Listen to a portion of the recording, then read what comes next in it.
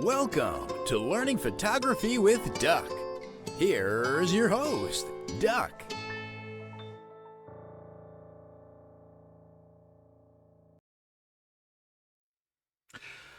Alrighty, welcome once again to another edition of Learn Photography with Duck. As always, I am your host, Duck.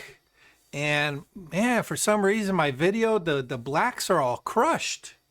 What the heck did I do to my video? I don't know. I think it might be with my green screen. It did something. You're not very green tonight. No, I'm not. So let's see. Brightness. Yeah, that doesn't do anything, does it? Okay. Well, if I look a little crushed on the video, you know, it's funny because the OBS feed looks perfect, but when I look at my monitor, all my blacks are like seriously crushed. So go figure. Looks fine. Does it? Okay. So Yeah. it might just be my little monitor then. So what does crushed mean? I haven't heard that term. It just looks All right. really So dark, flat black. it looks what? It just looks like a dark black kind of void. There's no texture. It just looks very dark. That's crushed? exactly what it means. Okay. So you have two extreme ends of the exposure range. You have your whites all the way on one side, and then you have your blacks. Once you hit those at two extremes, it's not like you can go past it, right? So when you bump up against the wall where all the whites are, it's called blowing them out, blowing out your highlights. Okay. When you blow out your highlights, you basically, all the pixels turn white and you cannot recover any data, you know, to get any kind of texture in the highlights. When we flip to the dark side, when we flip to the dark side, it's the opposite. We say that it's crushed. The blacks are crushed, meaning that it goes to black where there's no possibility of recovering any texture in the blacks. So that's what that means. So It looks like someone's about to apply some sort of special effect to it. You know, like a yeah. dimensional kind of. Well, so I was I was saying earlier that nobody heard that I just recently cleaned out my studio. And actually here, let me go to here. All right. Turn this just a little bit. Okay. I used to have my desk, my computer set up over in front of these cabinets. Okay. And you can shadow. All right. And from there, I can look across this way and see the entrance to the studio. And I have a clock right above the door. Okay. Since cleaning it out, I got rid of the work table, the desk, the table that I had kind of shoved into this space where I'm occupying now. I got rid of the table and I moved everything from here to here. All right. So basically from one side of the studio to the other. And when I did that, I had to reconfigure the green screen a little bit. And if you notice, if I turn the camera a little bit, you can kind of sort of see a little bit of the corner. It's like really funky. So in order to get rid of, because the light is different here. Okay. So I had to reconfigure the green screen settings. And I guess when I did that, I wasn't paying attention to what it was doing to my t-shirt. and so I now have a high contrast look with crushed blacks. It's Vanta Black. Woo! All right, enough silliness. Let's get this thing going. All right, today is Q&A. So hopefully you guys have some questions for me. But I just want to go over a few little things that we talked about last week. I don't have anything the rest of this month going on, but next month with the CTPPA, we're going to be doing a little Zoom session where the participants can get the opportunity to kind of talk about some of the presets, actions, brushes, basically any assets that are used in photo editing, whether it's in Lightroom or Photoshop. And, if you want to share them, we'll be sharing it with everybody that's up on the Zoom. And you know me, I love making my own custom brushes. I love making my own custom actions and my own custom presets when it comes to utilizing Lightroom and Photoshop, because I build them to how I work. So, if anybody is interested, you need to go to the ctppa.com website to register. And that's going to be Wednesday, December 20th from 8 to 9:30. And like I said, it's going to be over Zoom. So, just put on a nice clean t-shirt, and we don't care if you're wearing underwear or not. All right. And in January, we're going to have a little discussion among, hopefully we get some of the membership involved for this, but we're looking to, we want to get some more involvement with CTPPA. And in the past, it's been like pulling teeth. It's with any organization. It's you have an organization of 100 people, 10 people do all the work. You know how that goes. It goes with any organization out there. So we want to have a little get together and see, okay, what direction do we want to take the organization into? What's going to get people involved? All right. Now, obviously, those kind of questions are for our current members. But along with this, I say, hey, wouldn't it be great if we can open it up to the general public, so that way they can come in and they can talk to our members and see what is CTPPA about and be able to ask questions. So if you're interested, stop on by. So anyway, that's the only thing I got happening right now. And, it's tough this time of year because... Hey, Doug? Yeah. You have one other thing going on. Oh, I keep... Yeah. Why do I keep forgetting this? Why? It's like, I don't know. Yes, December 5th. You know what, Doug? On the 5th, I'm going to call you up 10 times that day to make sure. I'm probably going to need it. On the payroll. Yeah. But yes, Bill is correct. I have at December 5th, I am doing a presentation for the North Haven Camera Club. You know what it is? I don't know. It's not my thing. I guess it's part of the block in my head.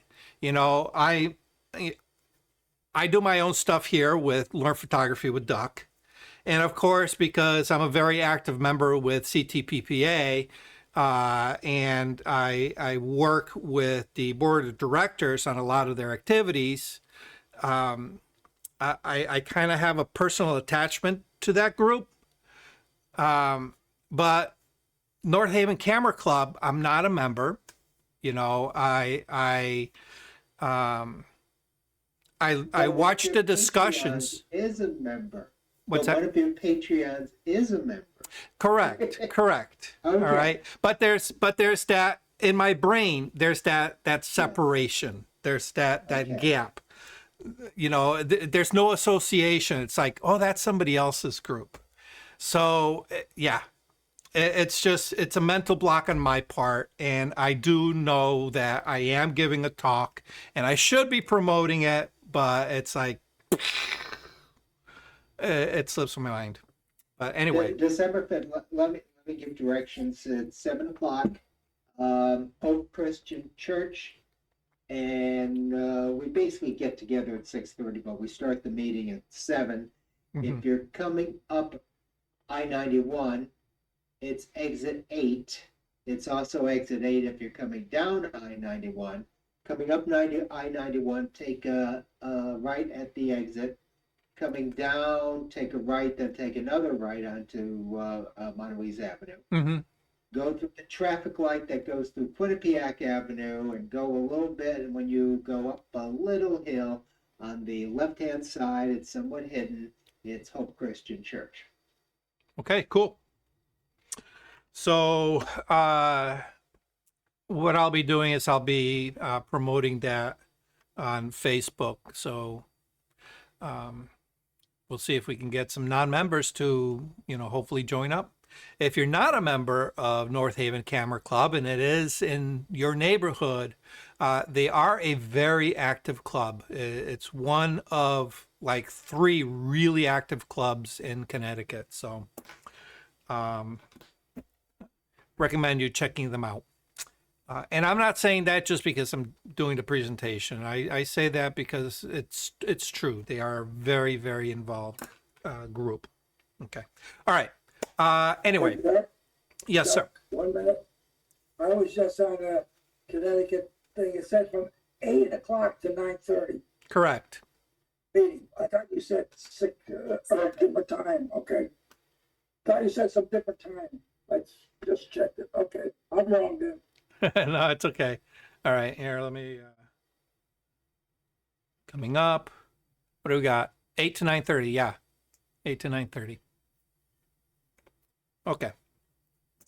All right. So, how about you guys? Anything going on your ends of interest? Let's see, Mystic Seaport this weekend. They have the boat show or a boat all lit up. The boat's lit up this weekend. Okay.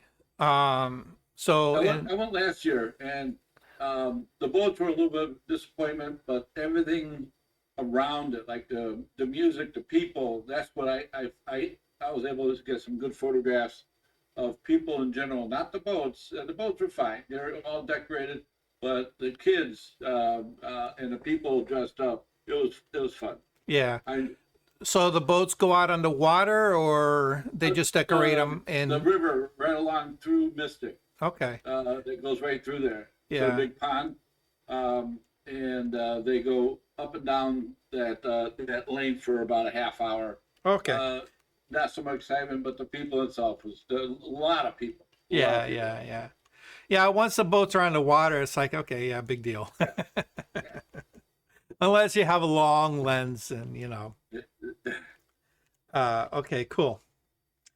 Anybody else? Anything? Okay. All right, guys. I wanted to just have a little conversation about AI, but I got kind of wrapped up in my work today, and I didn't get a chance to do it because what I've noticed is there is an exceedingly amount of discussion about artificial intelligence in the creative community. And it seems like I'm seeing a trend where creatives who were dead fast against it, on that side of the fence, are now starting to change their tune and come around to kind of embracing the AI technology. And, some people might say, okay, well, they're sellouts, they didn't know what they were talking about, or whatever the arguments might be. And my opinion is that, artificial intelligence is a very rapidly growing technology. It's a new technology that a lot of people don't know what the applications are for that technology. So it's constantly morphing, constantly changing. And while I do have strong feelings about how certain very specific tools that utilize AI, such as the generative imagery, while I have strong, opinions about how it was trained, I do understand that there is a place within the artistic community. But what I'm also seeing is that people are starting to stretch the boundaries of what they can do with all this artificial intelligence.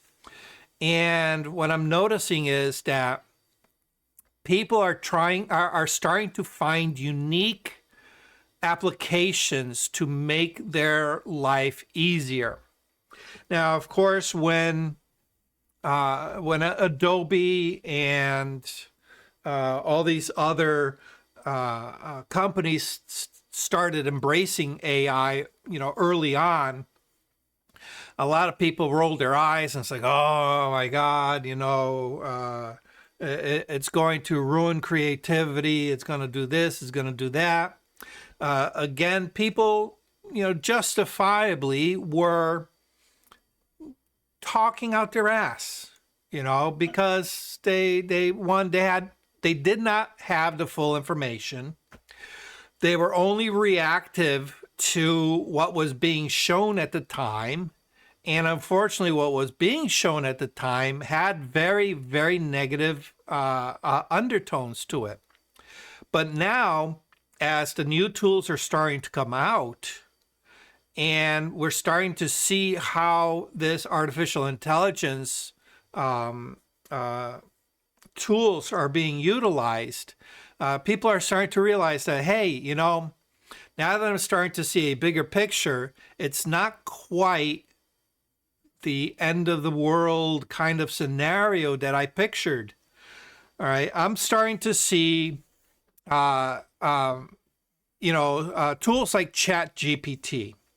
ChatGPT is now in its fifth. They just rolled out its fifth iteration of it, and of course, every time a new version comes out, it's built on its predecessor, and of course, it's going to get better and better and better. And it's getting to the point where you can have an almost human-like conversation with your computer. And what I'm noticing is that they are now starting to roll out applets that allows you to custom create little things for yourself.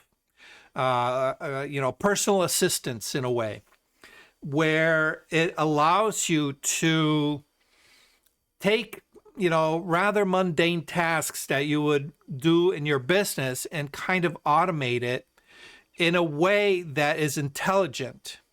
And that's the thing that's kind of cool about artificial intelligence, is that previously, if you think about any kind of automation,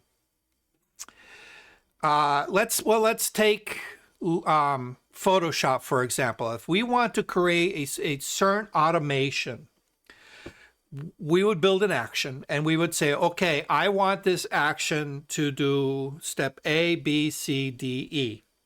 Okay. And as we do it, it is very limited by what the tools are that are available and how those tools interact with the image.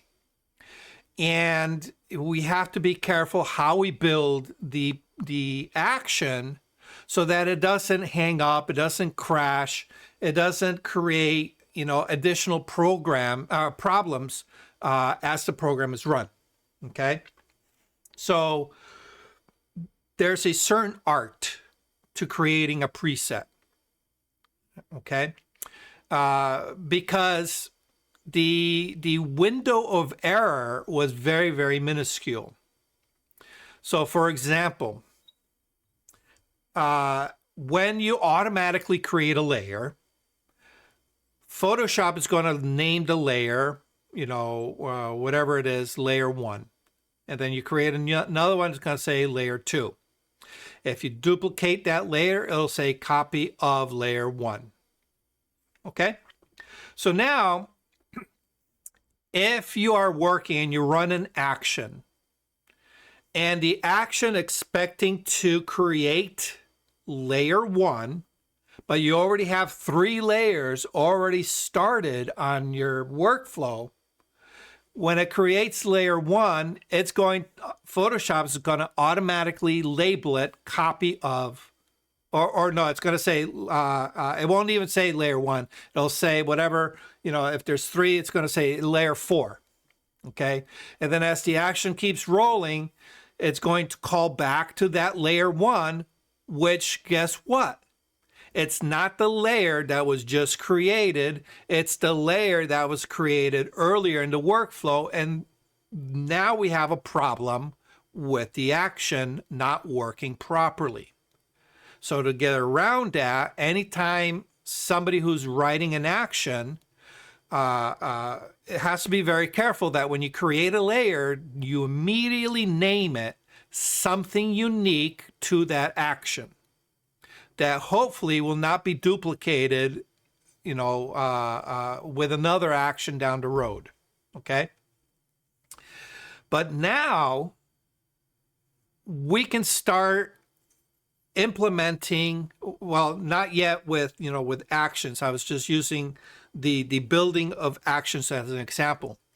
But with ChatGPT and some of these applets, you can tell ChatGPT to say, okay, I'm going to feed you this information.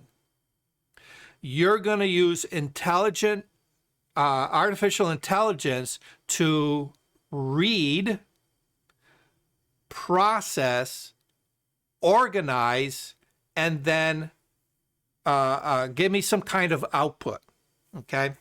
One that I saw, just as an example, a guy was building this little applet. He says, all right, here's a perfect example. You go grocery shopping, and you have your receipts.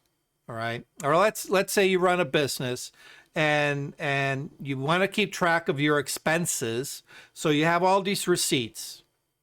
All right. In order to track where all of the money is going, what you would need to do is you would need to take that receipt, open up a spreadsheet and say, okay, I bought item 1, item 2, item 3, and then input it into the spreadsheet.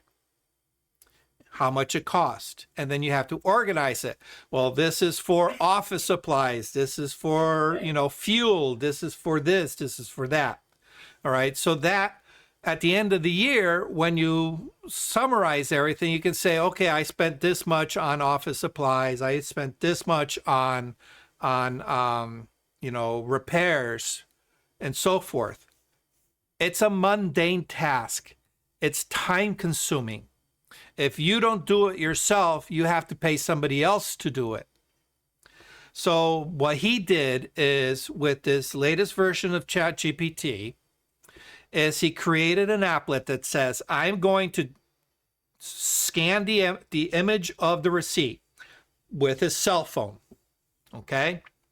He then feeds that image into this applet. The applet scans the receipt, understands without any input from his part, goes through the list, separates everything out, and it understands that, hey, these are food items, these are supplies, these are cleaning equipment, this is that.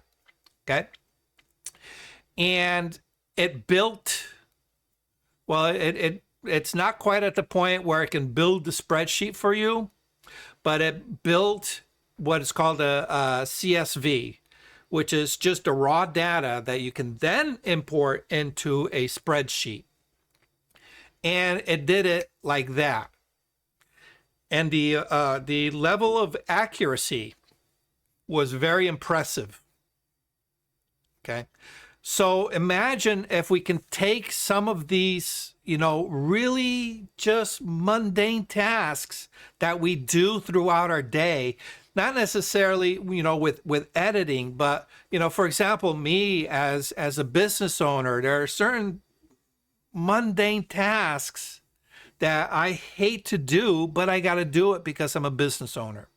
It would be so great if I can have a very smart office assistant that I did not have to put on payroll to handle some of those things, generating emails, to send, keep track of clients, maybe, occasionally send out a reminder and says, hey, you haven't talked to, this person in a while. Let's send them an email. And all you got to do is says, oh yeah, that's a great idea. Here you go. Okay. So anyway, like I said, what I notice is that there's been this really just shift in mentality with all the naysayers who are now seeing, hey, this artificial intelligence may not be the evil demonic Skynet that we originally thought. So something to think about, especially as the technology gets better and better and becomes more and more accessible. So it's not necessarily about replacing artists or photographers, because I don't think that will ever happen, because it's not like you can go up to a image generator and says, create a selfie of me in a crown. It's not going to happen. You would need to take that photo and then be able to manipulate it. So, but anyway, that's my little discussion on my observations of artificial intelligence. So something to think about. Okay. Let's open it up for any questions anybody may have on anything, editing, photo, studio. I have a question. Sure. Kind of a general one on the best next step. So I made a photo book recently, and I used the Lightroom facility that fed it off. There was a Chirp. Blurb. Yep. Yeah. And they're having specials. They're running a bunch of specials right now. Okay. So. So anyway, here's my question. What was kind of neat about using the interface to Blurb was that it was all put together, and I really, after a while, liked working in the environment. So if I didn't like the picture, I was already in there and I could work on it. I think some of these other ones you might have to work on the image separately. Correct. And so that was my next question. I've been looking at some other book printing places, and one of them said, well, it's best if you can work with InDesign. And I'm going, so does that mean if you're giving someone an InDesign output file, is that what they like? Okay, so there's PDFs. So is there any national standard, or do you? There was another, and the last part of my question, there was another one I was going to look at. Was it ClickUp? No, I can't remember the name.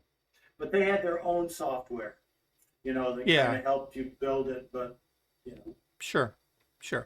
Okay, so there are two parts to any printing project, okay? There's the part that the designer has to do, and then there's the part that the printer has to do, All right. So if we keep it to like really simplistic, okay, how the designer puts a book together nowadays really doesn't matter as long as you can create an output that the printer can read. Okay? And what the printer can read is dependent on their internal infrastructure. All right? What kind of softwares do they have? Okay? So back in the day, we had Quark Express and PageMaker and now we have InDesign and all kinds of document creating software. Okay. So the easiest format is to use whatever software you have that is easy for you to create a book from. Okay. And then export it as a printable PDF. Okay. It needs to be, the printable format for the PDF, because that's going to retain the higher resolutions and the higher DPI instructions and so forth, along with a few other instructions about how it layers images and so forth. And then you just send that PDF to the printer. All right. And it's got to go in two parts. One is for the cover, and one is for the internal pages, okay, in sequence, okay? And then their software will read that, paginate it, and send it to the printer, okay? Because we're working with on-demand printing, the printing process is a little bit different than the old style, printing process where in order to create a book, you had a very large sheet and you printed one side with all the odd pages and the other side with all the even pages, and how it was folded and then cut determined, how the book was put together. It's a little bit different nowadays. All right. So it's definitely a lot easier to get yourself published. Okay. Because of the technology, a lot of these print-on-demand companies also have utilities that are kind of designed for the non-designer to be able to put a book together. Okay. And this is where kind of Lightroom falls into that category. Lightroom is the book tab of Lightroom is designed for non-designers. It's literally, if you're a monkey, you can load pictures into it, spit out a book. Okay. Obviously, being creative, you want to do a little bit more. And it allows you a certain amount of flexibility, but if you want full control, you have to get out of the book module. Okay. But if I could interrupt. Yeah. One of the things I was thinking about was, for my second book project, I noticed that some of these things, like you mentioned, that they would accept a PDF. Mm-hmm. So what I was thinking, and actually I have to report that when I was using the book facility, as I was looking around, there are some interesting ways to customize some of those pages. Yes. Once you get involved with that. So you can do some things along those lines. So what I was thinking of was I wanted to try out actually a different publisher, but figure a way that I might be able to stay in Lightroom environment as my IDE, if you will. Yes. But then, I like, for instance, the thing with Blurb talks to me, I pick the Blurb, says, okay, I'm going to do a 10 by 10 book. Right. But if I want to go over to this other joint, they might not have a 10 by 10 book, so I got to figure out how to get my PDF Right. so that they'll. Okay, so let's take Lightroom, the book module, out of the equation. Okay. All right, and just think of the book module as a piece of software to do design. Okay, that's all it is. All right. So, like for example, when I do book layout, I use a product called Affinity Publisher. Okay, Okay. and it's all it is a page layout software. Okay. If I want to create a book, and let's say I want to print it out in using Blurb, I need to first go to Blurb, find out, okay, what are all their formats that are available to me, because I have to work within that format. Okay. The nice thing about Lightroom is it's already pre-designed into the software. Okay. But you're limited to pre-designed for that particular fulfillment, which is Blurb. Okay. If I'm using my own software, other than Lightroom, okay, I would need to go to the website and say, okay, what are the formats that are available to me? And then I would have to come back to my software and says, I need to create a template based on these dimensions. Okay. So once the dimensions are in, I just add page. Right. Okay. And layout. Just however way I want to. Okay. The other thing I need to take into account is number of pages. All right. Because pages are not printed as individual pages. They're ganged. Okay. Yeah. So different companies have different equipment, have different requirements. All right. The more standard one is a count of 4. So meaning that your book needs to have page number, a page count divisible by 4. All right. So you can't have odd numbers. All right. And you can't have anything that falls, in between, you can't have like 10 pages. Okay. You can either have 8 or you can have 12. You can't have 10 because 10 is not divisible by 4. Okay. So,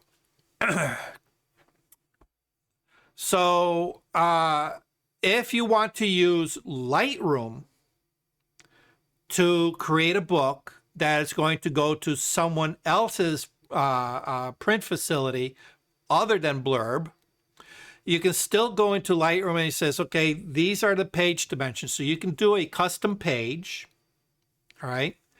And it's still going to add pages by 2s. So Lightroom typically adds pages by 2s.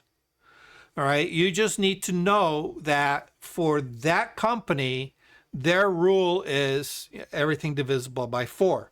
So, however many pages you have, if you fall on the in between, you say, well, I have to add 2 pages or I have to remove 2 pages. Okay. It's easier to just add 2 pages and have them blank, or, put something there. Maybe add a little promo for yourself, but you have to do a little bit more of the pre-designed legwork when you're using a different facility. All right. And then you have to understand that no matter what service you use, you need to design your cover separately. All right. With Blurb, you can do it within Blurb, and it's going to send it out, the company understands that, this is coming in from Lightroom and it's going to parse it out, as needed. But if you're sending it to, 4-color press, all right, you got to make sure that when you export from Lightroom into a PDF, that there are no covers attached to that PDF. You can design your covers, and you can design them in Photoshop, or you can design them in Lightroom. Just do a 2-page thing for the covers, all right. But of course, the covers is actually 4 pages because you have the 2 exterior and the 2 interior pages. Okay. I think the way the book and the blurb work together is it has a section goes, okay, this is going to be the cover. Correct. This is the book. Correct. Take care of that for you. Yeah. See, that's the nice thing about that particular part of Lightroom is they made it very, very simple, very non-technical to get a book published. All right. They literally dumbed it down. Really simplistic. Okay. So even Brian can do it. So even Brian can do it. Yeah. But well, let me ask you this: that you getting that apart now, you've printed stuff at Blurb, right? yes. Have you made printed books or anything in other places? I have. Yes, I've used Lulu. I've used Lulu in the past. Okay. But you like this Affinity publisher for doing Page your kind of layout. stuff. Yeah. I'm But looking here, it's $42 on Black Friday. I'm going, that's not a lot. no. Let me tell you, Affinity came on the scene very, very strong. Mm-hmm. And they've held their ground.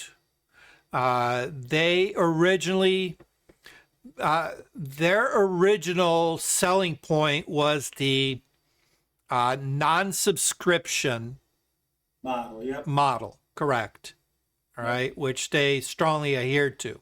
All right, so they're using the old buy your software, software as a product, not software as a service.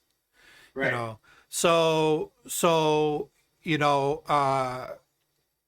Yes, I bought in early on in version 1. They're now in version 2.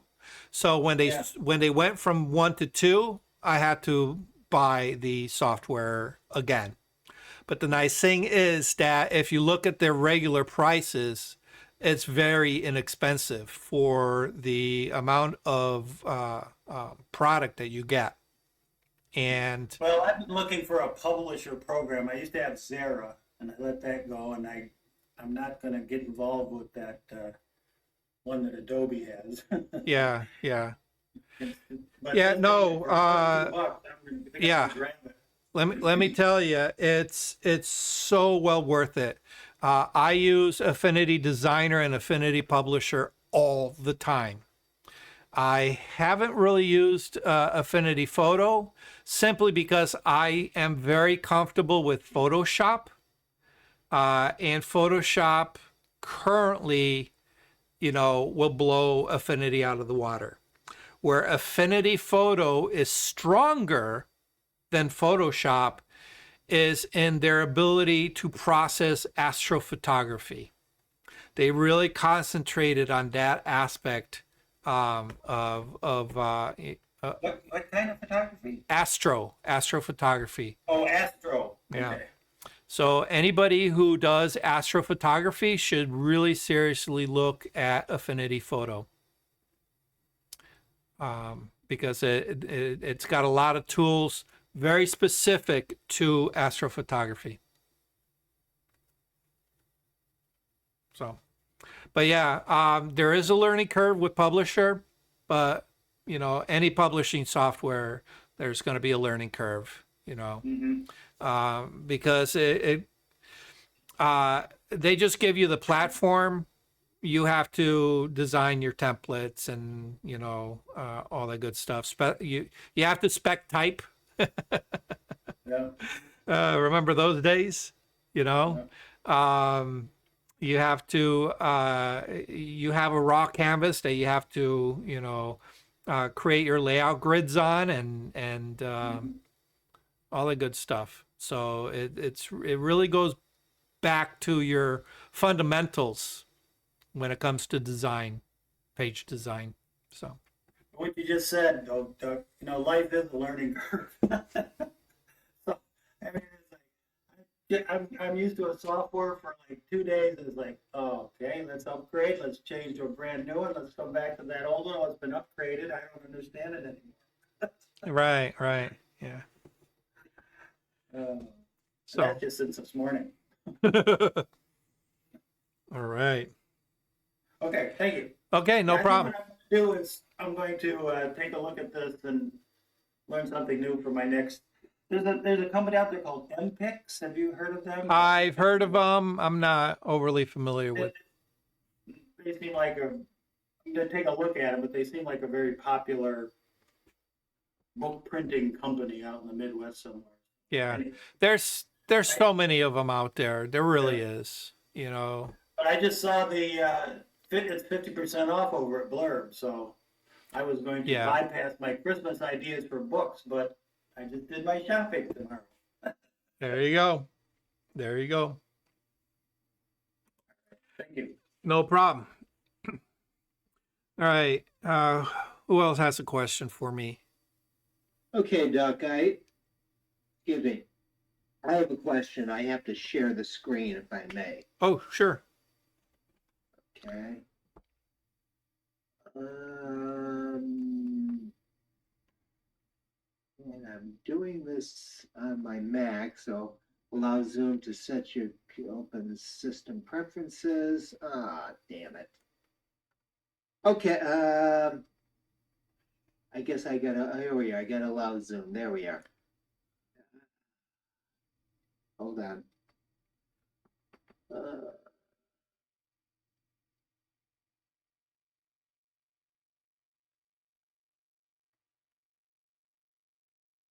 You got it okay? Now, yeah, hold on a second, hold on. The trouble is, let me try to share it again. Yeah, okay, now we're gonna work, okay. I hate the Mac. But with the Mac, I'm able to be in my living room and hook this up to my big TV set. Oh, gotcha. Yeah.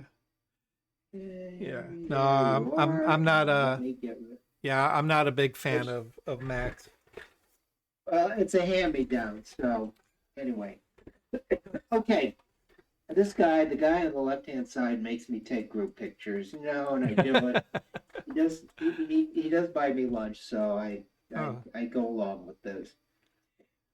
But every so often when I have a lot of people, the people look very blurred. And even if I do sometimes F11, people still look blurred. The more people I have, the more space I am using, the wider the lens, or I'm standing further back. But the more people I have, the more blurred they are, even if I'm at F11. So what can I do to correct this? Okay. Do you recall, or do you have access to your shooting information? What shutter speed was this? I don't have that on here. That's upstairs on the other machine. I don't have that. You know what? If somebody else has a question, I can go upstairs and look it up. Or if you want to say something, I can go upstairs and look it up. Well, can you recall by any chance? I think I used F11. I think I used F11. No, what? Shutter speed. Oh, probably about 1/60th of a second. Okay. So F11 at this wide of an angle. What are you using? Like a 24? About that, yes. Yeah. At f11 at 24, even at a 60th of a second, you shouldn't be getting blurry pictures. All right. Mhm. I'm trying It to also could have see. been, it also could have been I used a lens, a secondhand lens that I bought, and I ended up not liking it and I returned it. So maybe that was the problem this day. Who knows? Well, I'm looking at the tree in the center. Okay. Yes. All right. I always spot focus on a person. Okay. Well, for some reason, the tree looks like it's in sharper focus than the people standing in front of them. You're right. You're right. I don't know what So happened that day. you either missed the focus. All right.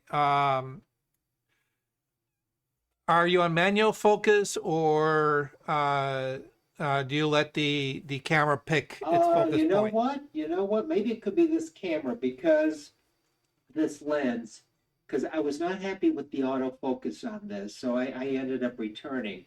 Because I have other pictures here. Can I do this? Mhm. Let me do that. And let me open another one, which didn't come out as bad. Here we are. Here's another one. Okay, I'm only seeing partial. Are you seeing, hold on a second. I'm Are you only seeing one where it's green in the background? I'm only seeing a strip of the last three numbers are 711. High res JPEG. Okay, Yeah. I know what happened. I know what happened. Because when I shared only the picture. Give me a second. Oh, yeah. Or Gotcha. maybe, let's try this. Dan Mac.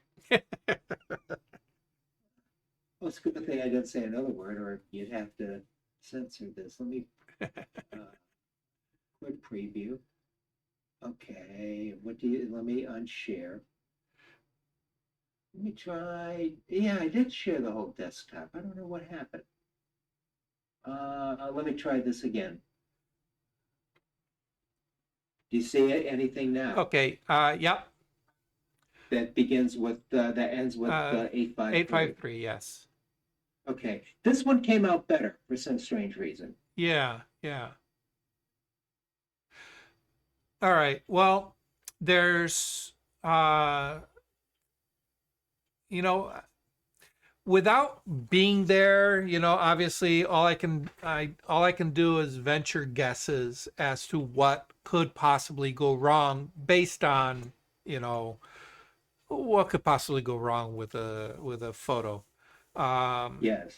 One is if you are using any kind of matrix focusing or area focusing. I use spot. Oh, you use focusing. spot. Okay. Yeah. Can I interrupt and ask about that for a second? Yeah. When you say spot focusing, now in Matrix, that's when you just see one little dot or one little square that it's, Correct. because it's focused. That's what I'm doing. Correct. Yeah, that's what I am doing. Yeah, I don't so- do matrix, I use a dot. Yeah. So matrix focusing, what it does is it sends out a bunch of points, and it says, okay, I'm hitting here, and here. That all kind of seem to be on that same plane. That's where I'm going to focus. Okay. Where you tend to get some problems is if there are anything in front of your subject that kind of intercepts that signal. Sometimes what happens is the camera will think, oh, that's what you're trying to take a picture of, which is very frustrating because obviously it's not. Okay. The other problem is with some of those matrix focusing is here you have if we were to break it down to its simplest forms, you have two planes or two areas of main focus points. One would be the group of people, and the other one would be the wall of greenery behind them. Okay. Typically, the grass, because it's so much lower angle wise to the camera, the grass is so much lower. Usually, that doesn't interfere. Okay. But with any kind of matrix focusing, it tends to do a pretty good job in recognizing that there's, this kind of long horizontal band that I should be focusing on. Okay. But then it also sees this massive wall behind it. So it says, okay, well, maybe I need to focus on that wall behind because it's so much more predominant. Okay. So sometimes you can have a focus misfire in that respect. All right. That's why personally I like the spot focusing, because it kind of alleviates that. All right. Now, let's get a little bit more technical. You're using a wide angle lens. Yes. Okay. And the group of people, we'll keep the math simple. Okay. Let's say the group of people occupies a space that's 50 feet wide. All right, 50 feet wide. So from the person on the left to the person on the right, it's 50 feet. All right. And you are 20 feet back from the group. Okay. So how would you measure that 20 feet back? You would probably measure it from the person directly in front of you. Correct? Yes. So the person directly in front of you, because that's where you're going to be focusing. You're focusing directly in front of you. You're 20 feet back. All right. But your camera can see that full 50 feet across. But now if we were to measure from your position to the end point of the person on that end and the person on that end, they are not 20 feet away. They're probably like 23, 24 feet away. Okay.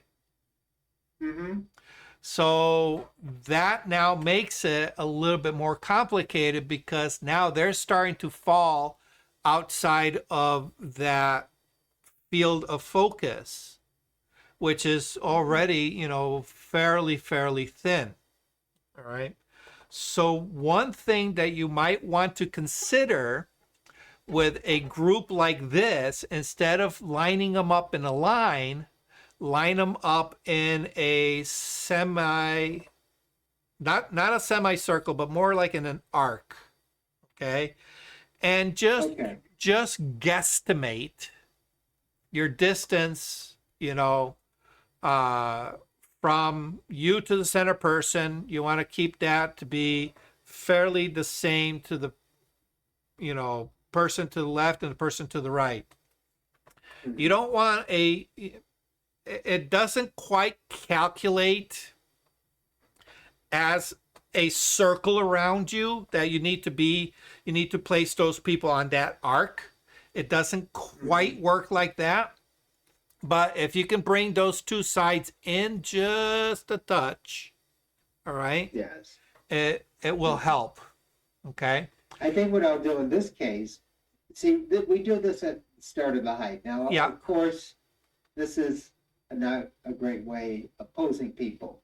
But if I take the time to pose people, that takes up half the time of the hike. Correct. So maybe if I say, you three people over here, just move up a little bit. You three people over here, move up a little bit. Maybe you think that will take care of it? It could. All right. To be honest, all right. Once I see people lined up, Yes. I tend to then walk forward and like, for example, the two ladies all the way on the left. Okay. Yes. All right. So I say, okay, I'm about 20 feet from the person in the center. Okay. Yes. I will guesstimate where I want this end to be in relation to my camera. All right. And I will walk up and I will put my foot down and it says, okay, so and so, could you do me a favor? Come forward and stand in this spot. Okay. All right. Now I've delineated the end point. And then I can now say to the rest of the crowd up to the center, do me a favor, just move forward and create a bit of an arc. And I'll do the same thing to the guy all the way on the other end. Bring him forward and say, okay, everybody else, close up. People in the middle, stay where you are. All right. So now as I'm walking back to the camera, they're repositioning themselves. Okay. Okay. All right. So that is one little trick that you can try. And here's the other one. Okay. Don't focus on the person in front. All right. Okay. Because if we think about how depth of focus works, okay, we set our focus in front of the camera. All right. Yeah. That is now our focal plane, and it, a lot of people will say, imagine a sheet of paper that extends outwards and upwards from that point. It really isn't. Like I said, it's more of a, concave form. All right. If we focus on the person in front, right, that becomes our focal plane. Our focal plane deteriorates from that point back and that point forward towards the camera. All right. The amount of deterioration from your point of focus to the camera is greater than the amount of deterioration from that point of focus to the back. Do you see my arrow here? Yep. Do you see the? Yep. It's like a cross. It's like a, Yes, I see it. Okay. Instead of focusing on this person here or this person here, Right. should I? Yes, there you go. Yes. On that person? Yep. Do you think? Yes. She's like middle of the way, or maybe Correct. this person. She's not this person here. She's not in the front, and she's not in the back. So you think I should have focused on Correct. that person, right? Correct. Even if I'm doing even if I'm doing F11. Yes. Okay. Yes. All right. Because if we were to, all right, what kind of lens was that? Millimeter? It's a wide angle lens. It's Is fixed? it is or it's a crop sensor camera. Lens is 18 to 132. 18. 135.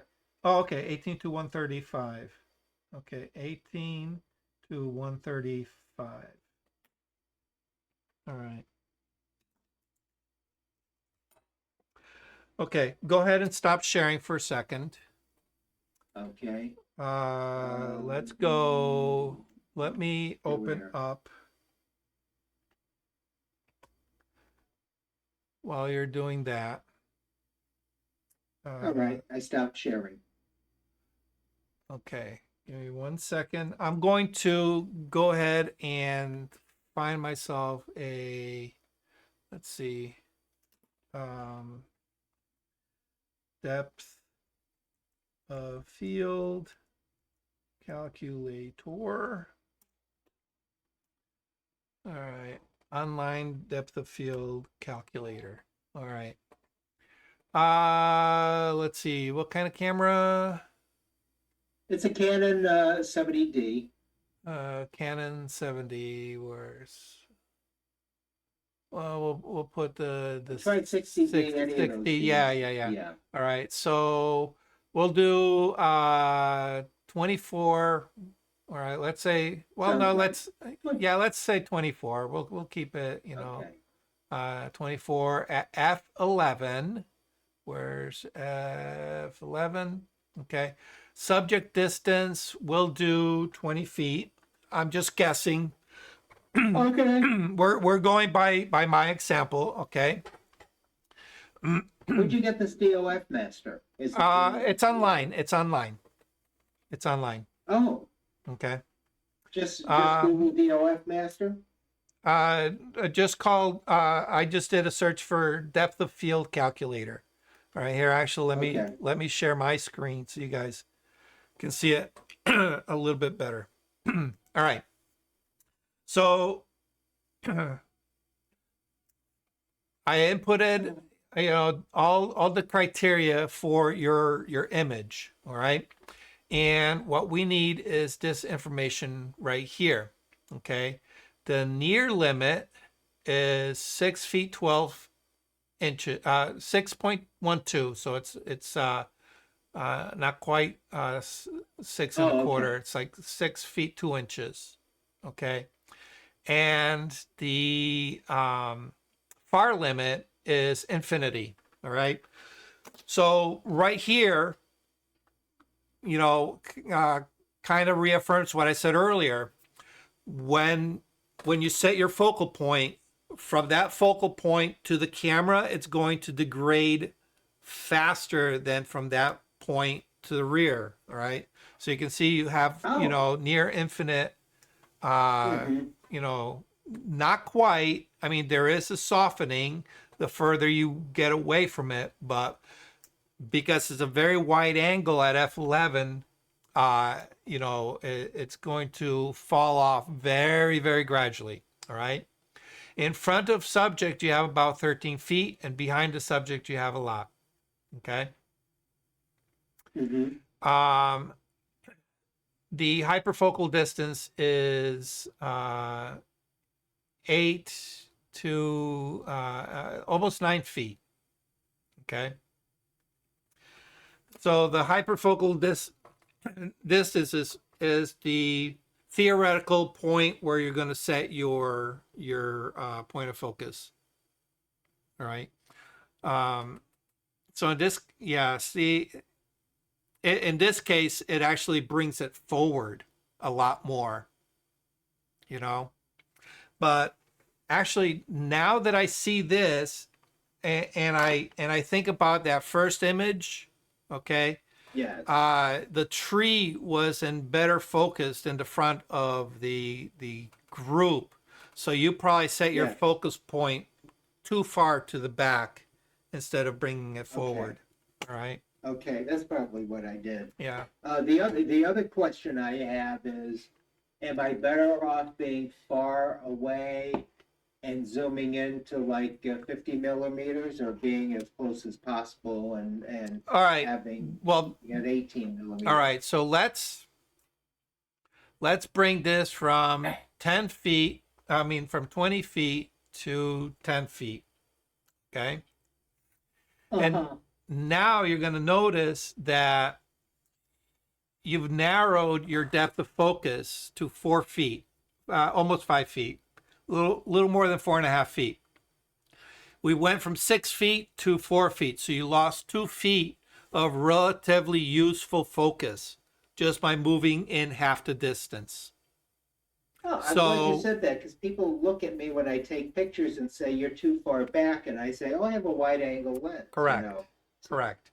All right. Well, this is just distance of the camera to the subject. Okay. Yes.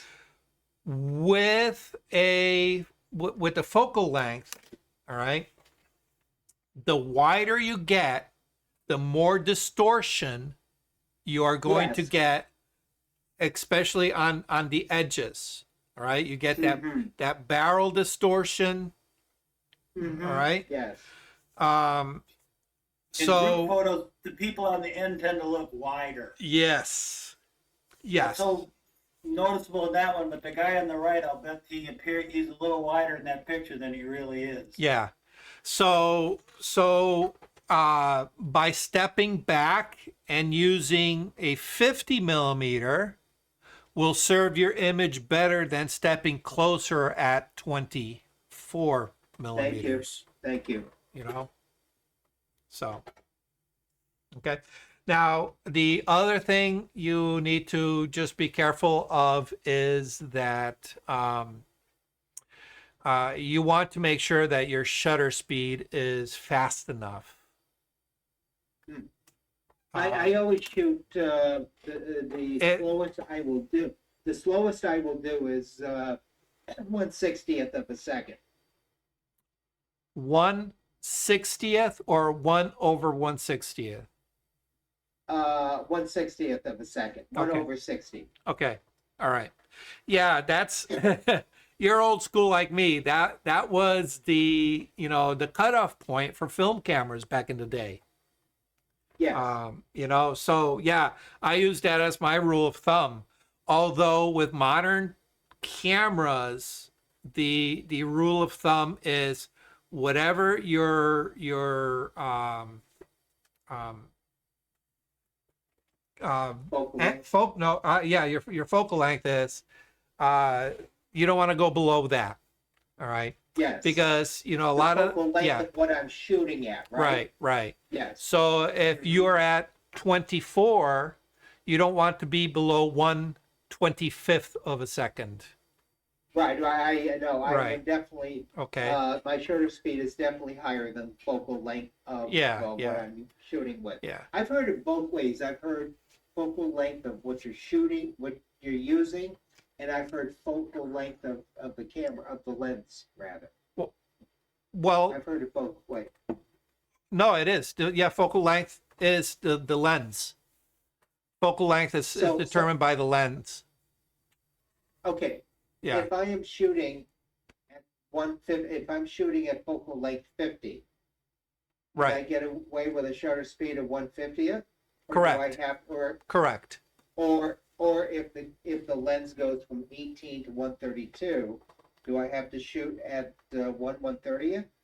All right. So if you are if you're zoomed in tight at the at 130 millimeters, then yeah, you want to be at 1/130th or higher. Okay, I would shoot at 150. I would shoot at 50 millimeters, so All right. so I So can yeah. get away with the Yeah. shutter speed of 150th. Now we can take that one more step, further by saying, okay, a lot of these lenses and a lot of these cameras have additional technology that will help you with your image stabilization. All right. Either Yes. in lens or in body stabilization. And of course, some are better than others. Some claim 1 stop more, 2 stop mores, this is something that, I would say experiment and get to know intimately about your camera. So for example, my 7210, it's an awesome lens. It's got stabilization, but when I'm zoomed in, that stabilization really, when you come down to it, doesn't gain me very much as far as stabilization. I still tend to be, I tend to double. If I'm going to be shooting at 200, I want to be at a shutter speed of at least 400. All right. Okay. Just because. Okay. The wider your view is, the more forgiveness your camera has. When you're really zoomed in, like let's say with a 600 millimeter lens, Yes. you better be rock steady, because it's any little bump is going to register, even if you're at those higher shutter speeds. You have to be double your shutter speed in order to really make sure, just because of how tight that field of view is. So it's not quite a linear relationship. Mm-hmm. That's what I've found. So Thank So you. Doug, hey Doug, yeah. what happens if he shoots at that hyper distance? Would that make a difference instead of shooting at the 20 feet? Run it down the focus on 8 feet or 7 feet? Well, depending on the lens, yeah, you'll get everybody in. Just a thought. Yeah. Yeah. But not everybody knows what their hyperfocal distance is. Some lenses, give me a second. Let me see if I can find a lens. I think I might have.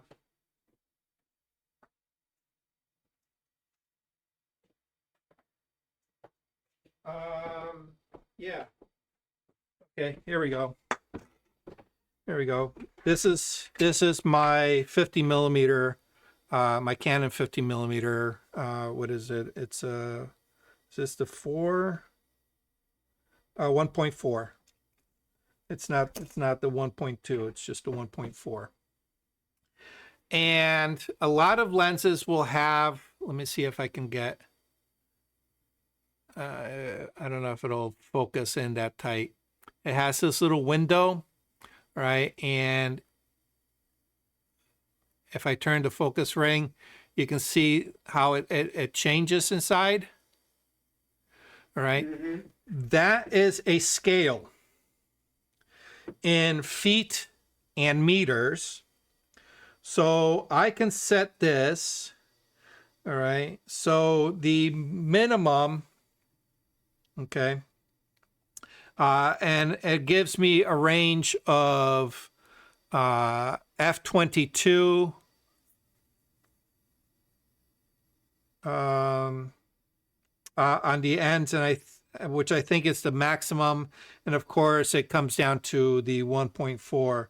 But I can set my distance on here, all right, to what is it?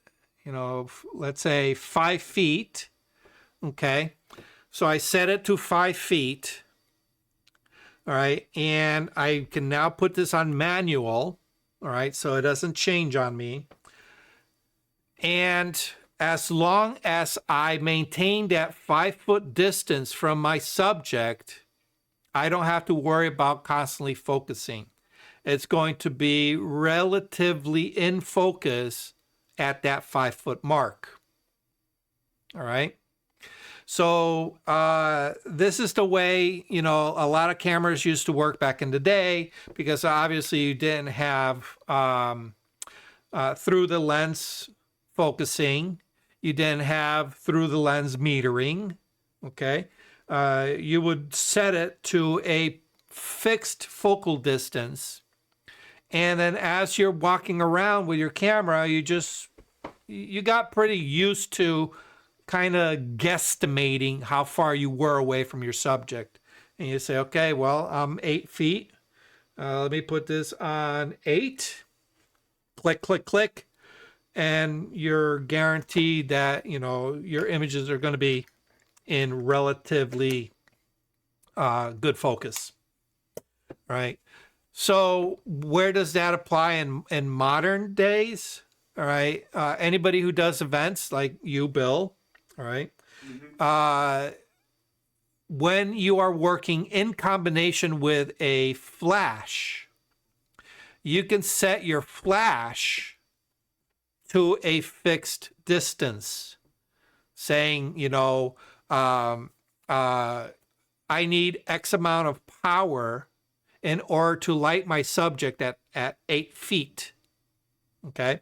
So you set your flash to 8 feet, you set your lens to 8 feet, and you can walk around without worry all right, without having to constantly be maneuvering dials.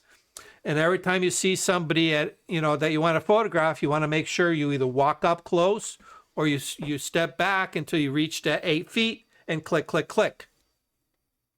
And you're going to be, relatively good focus and relatively good light at that distance. Okay. So it seems like you're giving up a lot of, chance, but it's really not. Everything's calculated in advance. So that's how it was done, and that's how it can still be done. Try it one day. That's all I can say. Try it. Give it a shot. You'd be surprised. So, good question. Good question.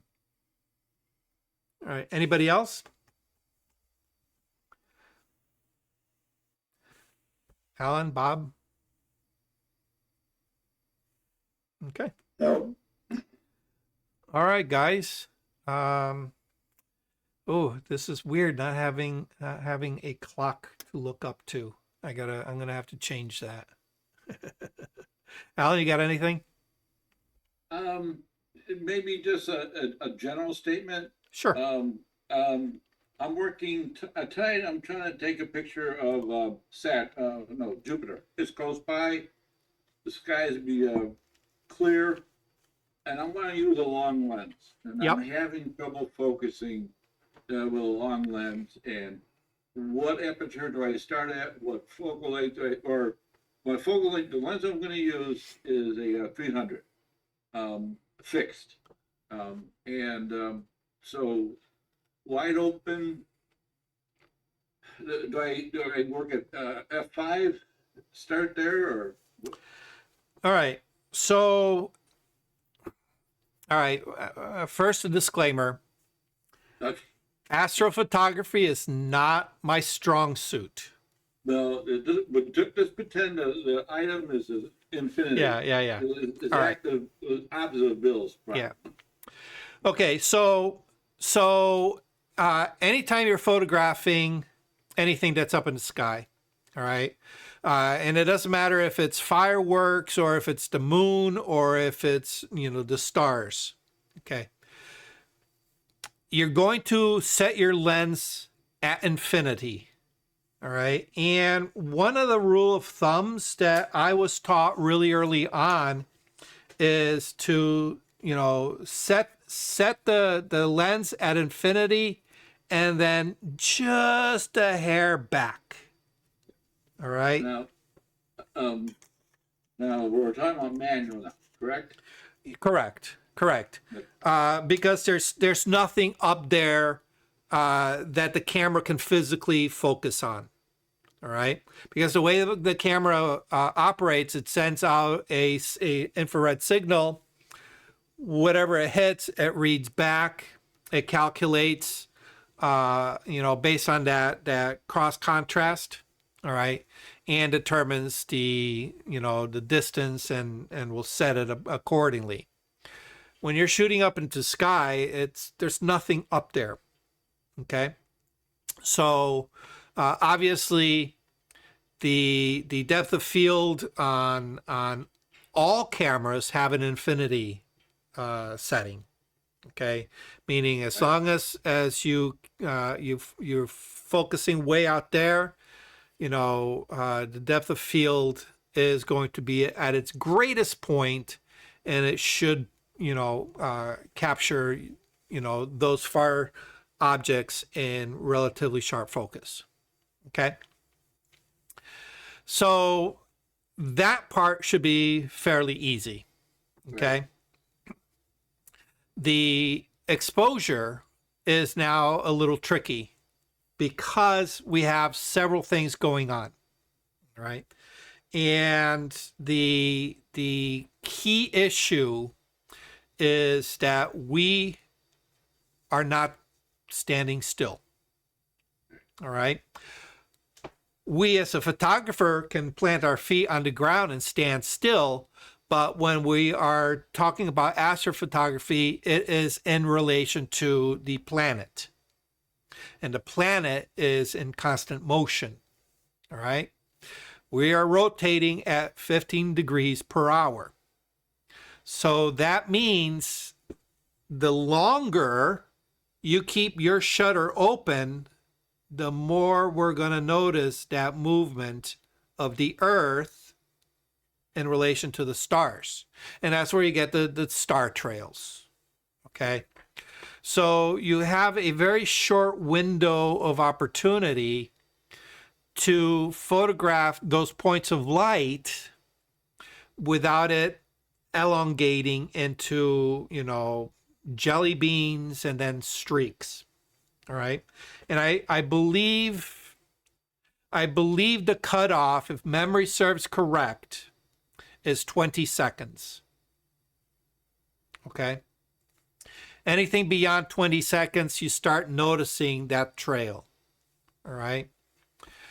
So in order to compensate for the lack of time that we can dedicate, all right, we have two other options available to us. One is our aperture opening, all right?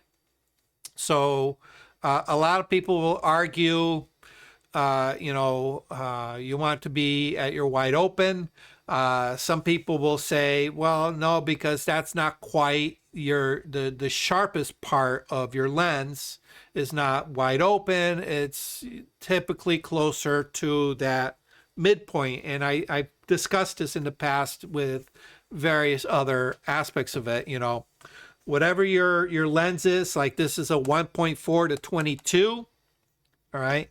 I'll go to that middle point, and that is going to give me the sharpest image possible optically based on the configuration of the optics in the lens. Okay. So if your lens is a 5.6-32, well, then you're closer to the f11. But f11 is going to rob you a lot of light. All right. So you got to say, okay, well, you know what? Maybe that 5.6 isn't necessarily that bad. Or you can say, let me bump it up. I'll go to f8. All right. And start off at f8. That leaves you one last final setting, and that's your ISO. And this is where software comes into play. Great software, all right, and I mentioned Affinity Photo. Great software for astrophotography is designed to remove a lot of the noise that is generated by the higher ISOs that are used for capturing night skies. So you want to be up there in like the 1600 range on your ISO. Okay. Now there are a couple schools of thought on this. All right. One of the schools is where you are actually, all right. Do you understand what I mean by exposed to the right and exposed to the left? Yes. Okay. One of the schools of thought is to expose to the right, meaning that you are now overexposing everything. All right. And then when you get your image back, instead of having a black sky, you have a gray sky. All right. And the theory behind that is that now you can take what should be black and drop the exposure. All right. And when you drop the exposure on anything that's in shadow, by default, you are minimizing the amount of contrast in the in the noise. Okay, because all noise is a high contrast from one pixel to its neighbor as the amplitude of the signal varies in the shadow area. Okay, It tends to be more noticeable in the shadow areas because each bucket, each pixel does not gain signal evenly. All right. This bucket may gain faster or more than its neighbor. Okay. And the more of a difference between one pixel and the next allows you to really see that noise, because noise, all it is that contrast from pixel to pixel. Okay. So when we take 2 pixels, all right, and we fill them up and they're not quite even, and we boost the signal the same amount for both, all right, it doesn't work out linearly, all right. It's more of think of it like a percentage. So if we take this one, which is smaller, and boost it 20%, and this one, which is greater, and boost it 20%, now the difference between the two becomes greater, all right? Because we're taking it and we're raising it, all right? And whatever has greater signal tends to gain more faster, all right? So now we've amplified the signals. We're getting a lot of noise, all right? So if we expose to the right, all right, and we are not at our target exposure, to get to our target exposure, we now have to drop the signal, all right? When we drop it, it just reverses it. It now starts normalizing and getting closer to each other. So now the contrast in noise gets diminished. So that's why... Camera, is that in camera or software? Well, it's done in camera in the field. You are over amplifying the signal, and then when you get it back, you are manually reducing the signal. All right. Yeah.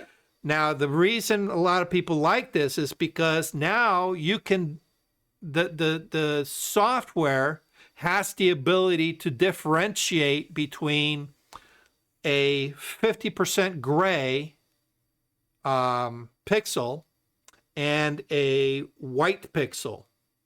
All right. The white would be the star, because what's a star? It's a light source. It is hopefully what you want to do is you want to gain so much exposure on those pixels that has the stars that you are now going white with no detail. Okay. So because you're overexposing. So anything that's light is going to overexpose and blow out. Make sense? Yes, it does. So now you have white. If you lower that white, okay, it can go into light grays, okay? But because it's white, it differentiates for that middle gray, all right? And the software is able to isolate the two, and you can manipulate that middle gray without really affecting that white as much.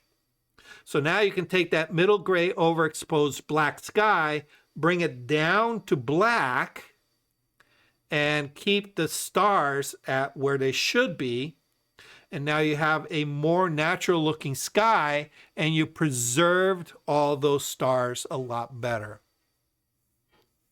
Okay? I'll let you know how it turns out. All right. So I would say, experiment and bracket. Okay. That's exactly how I was going to try. Yeah. But and just, just be aware that time is going to be your enemy on stars. So, okay. Cool. I have an Ansel Adams question. Oh, okay. I'll try to make this simple. Friend of mine loves his work, loves his photography. Who doesn't? Come on. When I told her he did a lot of his manipulation in the dark room, Yes. she was extremely disappointed. Oh well. Oh well. But I'm trying to figure this out. He came up with the 5 zones. You know, 11. we talked about it where you have the blacks, the shadows, Yeah. the highlight, the midtones. Yeah. So The yeah. dark So and the so highlights, right? Ansel Adams actually established 11 zones. Okay. It was Ansel Adams and Archer. What was Archer's first name? I can't remember Archer's first name. It was those two guys that came up with that whole zone system. It was 11 zones. All right. What I've done is I've simplified it and reduced it to 5 because that's what works with Lightroom.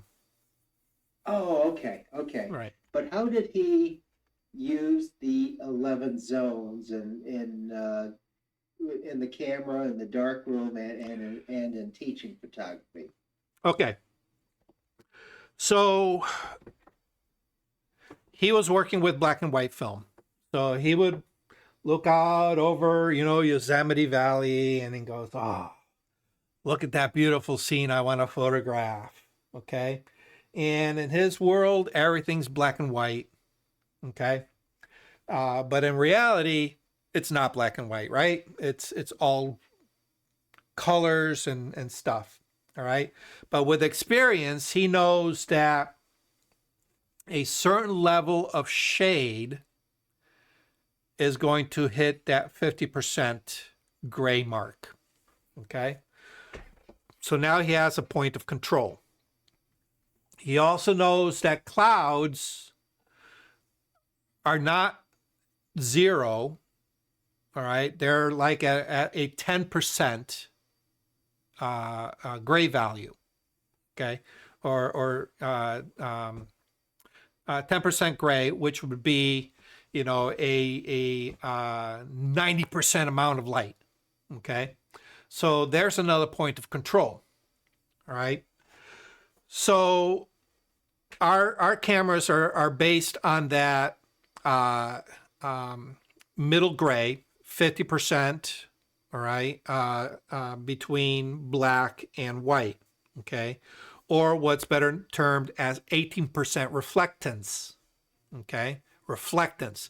So the amount of light being reflected back from a wall that's painted middle gray is going to be 18% of the light.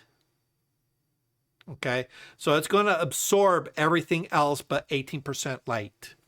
Okay, so that's what we use to judge our meters. All right, so as you can see, middle gray absorbs a lot of light.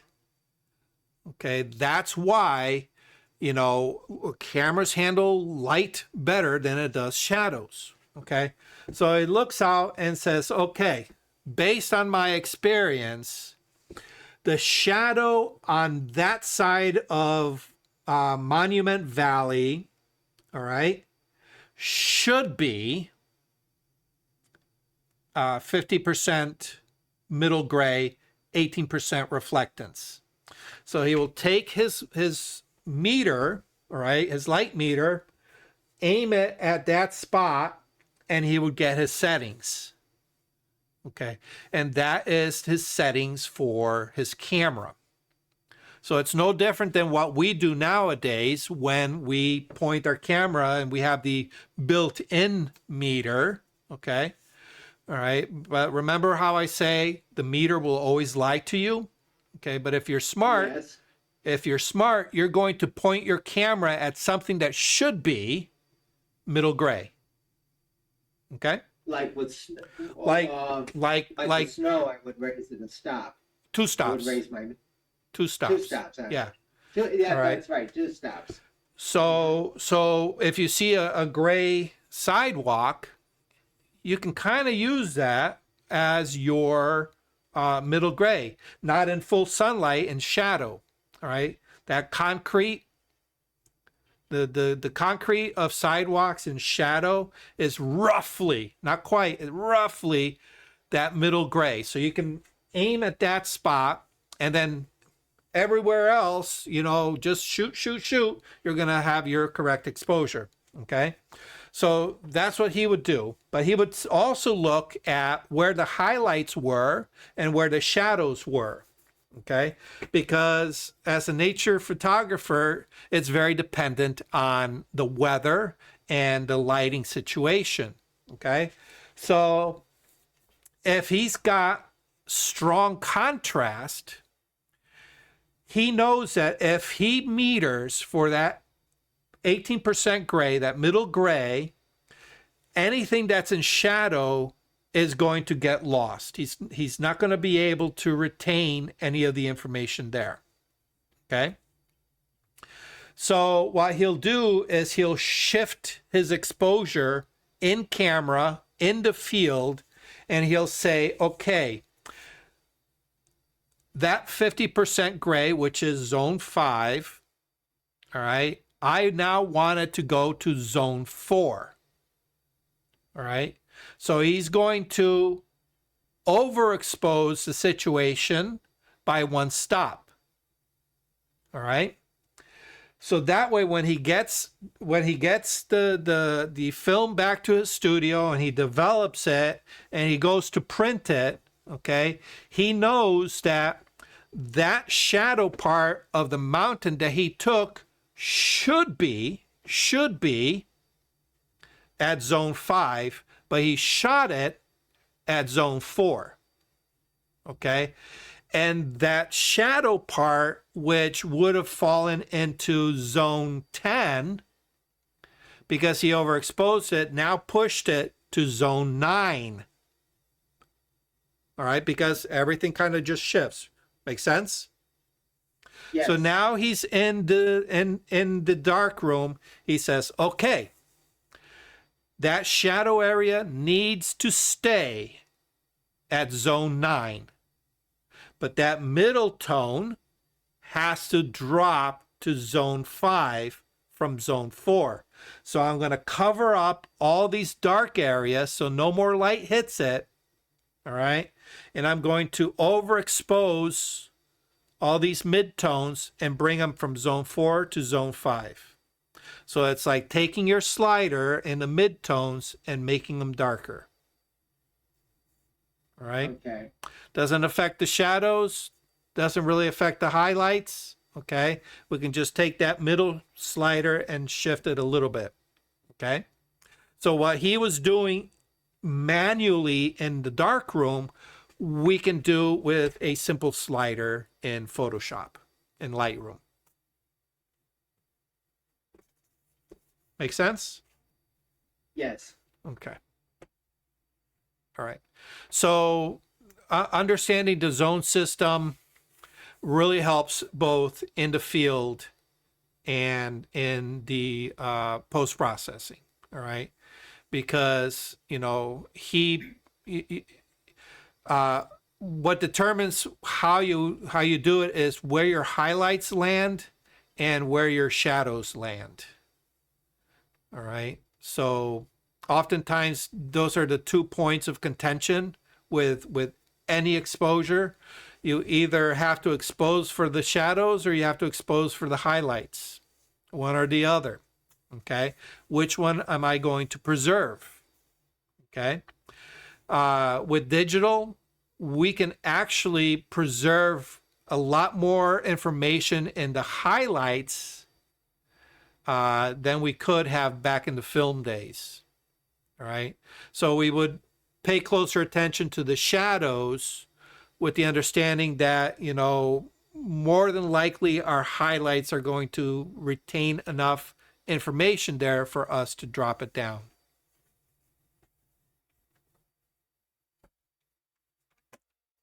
Okay, make sense?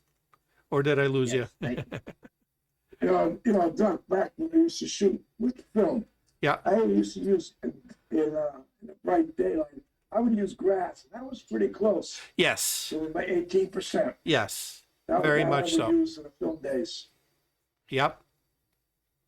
Yeah. Absolutely. Yes.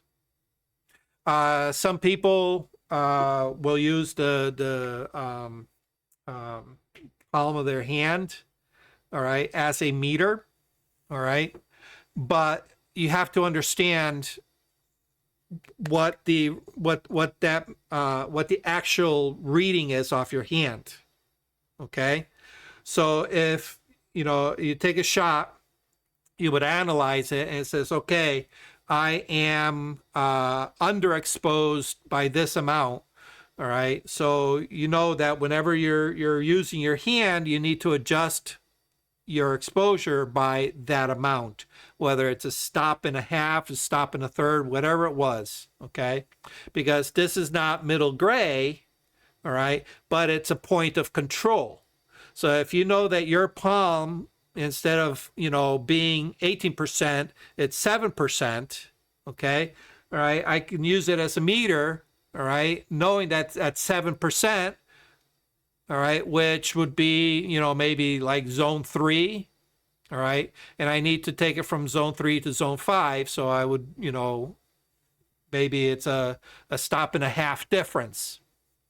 Okay, so now I get my meter reading off my palm, and then I would adjust that by 1.5 stops, and now I am good to, spray and pray. So there's all kinds of tricks, all kinds of little tricks. So I have one thing to say since you brought up Ansel Adams. Clyde Butcher, has anybody heard of him? No. sounds familiar. Clyde Butcher, Yeah. so write that down and check him out. He's considered the foremost landscape photographer in the country, and if you look at his work, it compares well with Ansel every day of the week. And up until recently, he used to use the same kind of equipment. But what's really interesting about him, and for our group here, he's an old man that recently had a stroke, and so you see him out there. It's hard for him to get around with his canes and whatnot, but he's out there in the swamps taking pictures. But go check him out.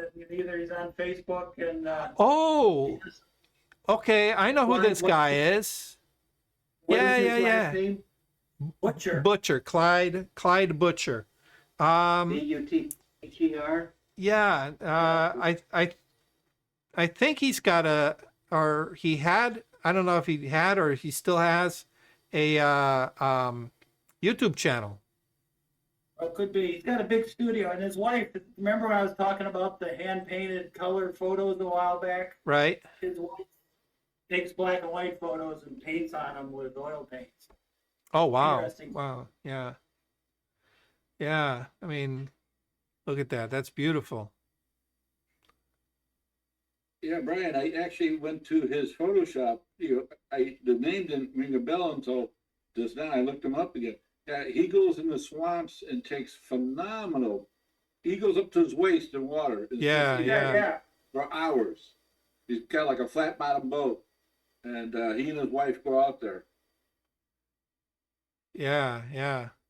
Yeah. I have seen his work. Yeah. And it's Well, large. I got inspired again by him recently because he said he recently had a stroke, and so he can't lug that big ass camera around. Right. and Right.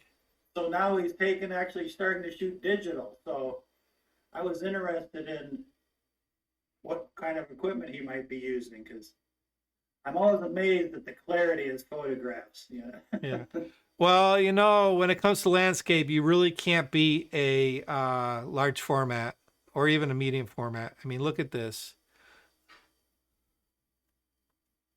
Yep. Can we get And he this? prints his own stuff. He's got a printing factory that I guess it's one of a few, that can, the way he does it down there. Yeah, yeah. Okay, no, this isn't the same guy that I've seen his work, but it's not the same guy I was thinking about. But yeah, he kind of does look a little bit like Ansel, doesn't he? Yes. That's funny. Look at that. Oh, there he is with the digital camera now. Yeah. But he still has, all the movements, Yeah, big tilt, bellows. shift. Yeah. Yeah, but does he have a platform on the station wagon? Oh yeah, that's funny. Yes. Yeah. There's a nice medium format. I do know that he and his wife went further than that. They purchased a plot of land somewhere in the Everglades so they could have a place to always go take photographs. Yeah, wow. Oh yeah, there he is, knee deep. Knee deep. Gotta watch out for them gators. Yeah. Here's another one. Holy cow. Look at that. Up to his waist. Can you imagine dragging that big ass camera out there? Oh. But here's the kicker. If that camera were to go into water, wouldn't hurt it. Yeah, probably has a few times. Yeah, take it home, dry it out, get whatever muck out of it, and you're good to go again. Can't do that with it. We were talking about that the other day, where the topic was, you don't have to pay for developing pictures like you had to. And I said, yeah, but Rick Ciavari told me this one. I think it was him. Yeah, but you were able to buy a camera at one time and would last 25 years. Yes. Yes. Very much so. If not your entire life. I mean, look at that large format camera. That's got to be a good 11 by 17 size piece of film. You know? Oh, maybe not. Well, that's about eight and a half by 11, eight by 10. The physical work that somebody like an Ansel Adams or Clyde Butcher had to do compared to what we do with just taking out a camera and shooting is amazing. Yeah. Well, for a true serious landscape photographer, it really is about, pre-visualization, knowing when the peak times are for a given location, revisiting that location over and over again so you become familiar with it. Unfortunately, a lot of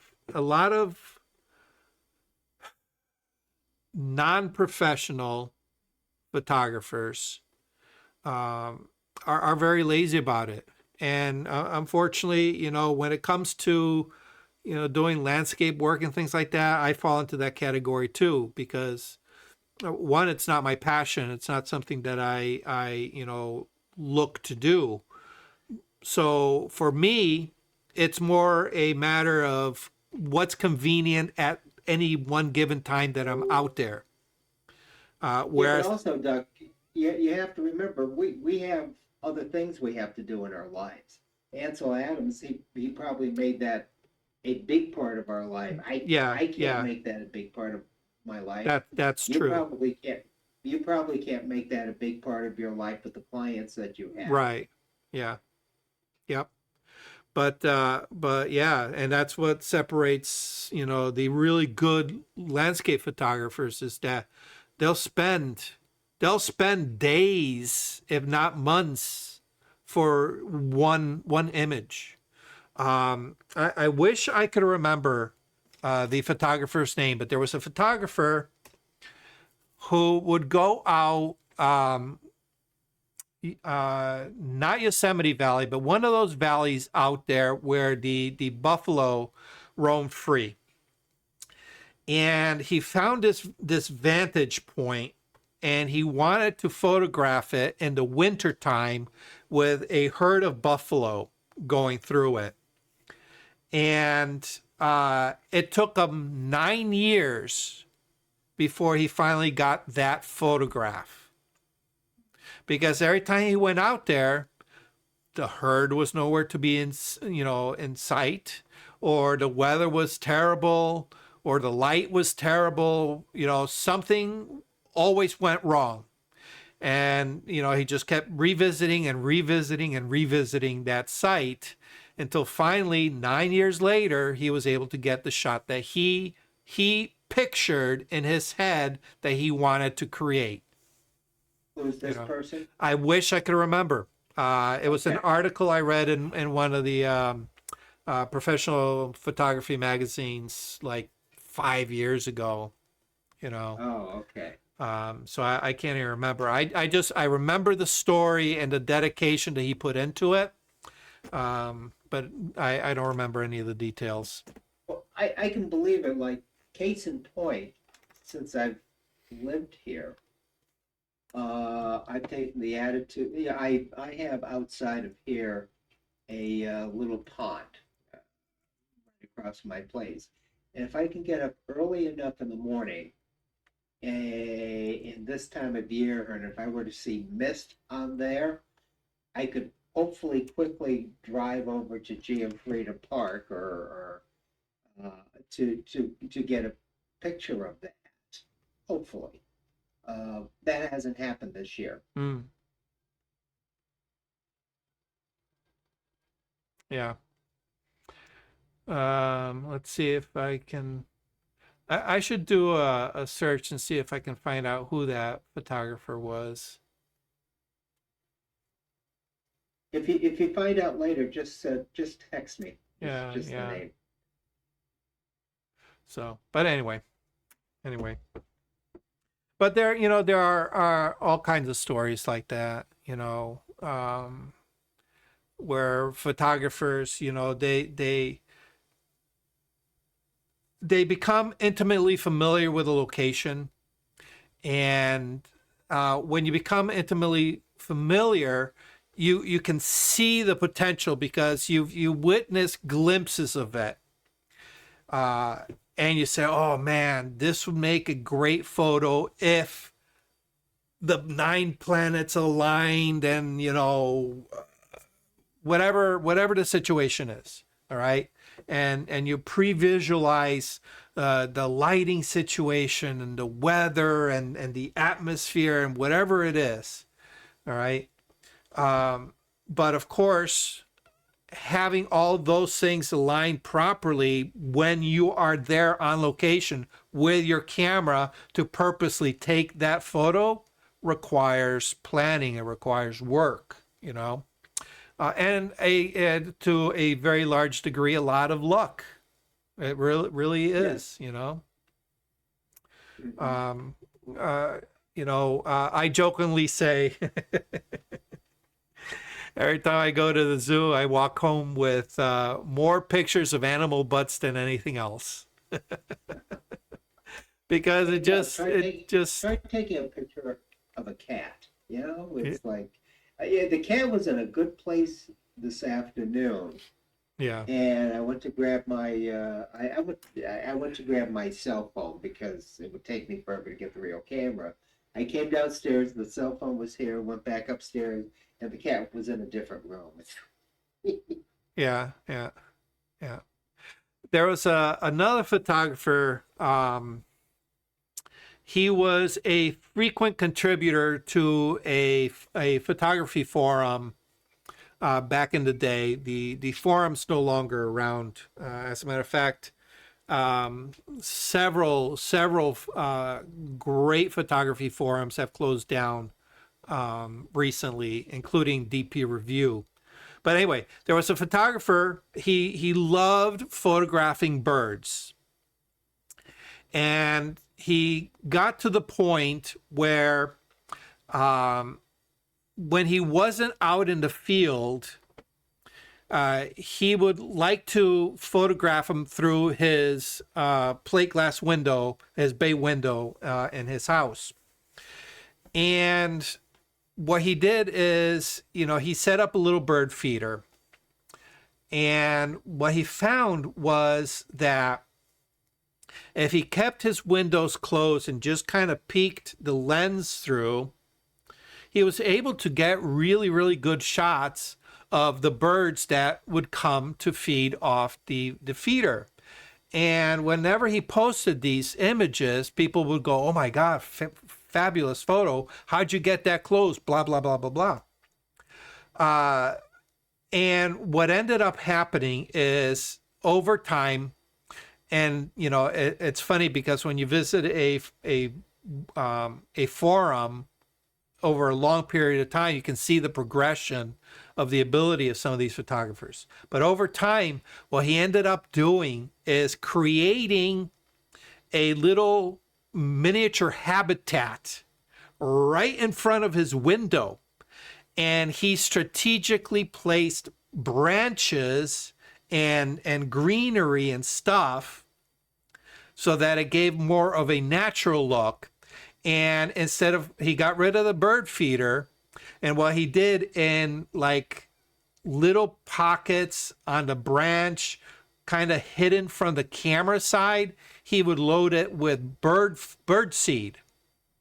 So he had these spots that were pretty much rigged to attract birds. And all he had to do was sit in the comfort of his home and click, click, click, click, click all day long and get these fabulous photos of these birds that look like he just went out into the wild to get. You know, little did anybody know that, hey, he staged it, you know, obviously to a certain degree that you can stage wildlife, but he staged it right outside his window, his living room window, you know? So yeah, you don't need to, you know, like you know, poor Mr. Butcher who can't get around anymore, you know, you don't need to go very far to get great photos. As long as you find something that's your passion, that you're willing to put the effort into, you know, and could be as simple as staging something right outside your window. Of course, you got to make sure you keep that window clean. Otherwise, you're removing spots off your images all day long. So. All right. Guys, always a pleasure. We had some awesome questions. Have yourself a great Thanksgiving. All right. Awesome. Thank you. Happy Thanksgiving to you too. And I'm sure everybody's going to go immediately on a diet for the couple of weeks before hitting the Christmas, right? Happy Thanksgiving to you and Diane. All righty. Yes, thank you very much. I appreciate it. Likewise. All right, stay safe, everybody. Have a good one. Thank you for watching Learning Photography with Duck. Brought to you in association with Milford Photo, your local full-service camera store. Located in downtown Milford, Connecticut, Milford Photo offers you a personalized shopping experience. From the latest camera gear to printing and framing services. And, of course, educational workshops to teach you the finer aspects of photography. Don't forget to tell them Duck sent you.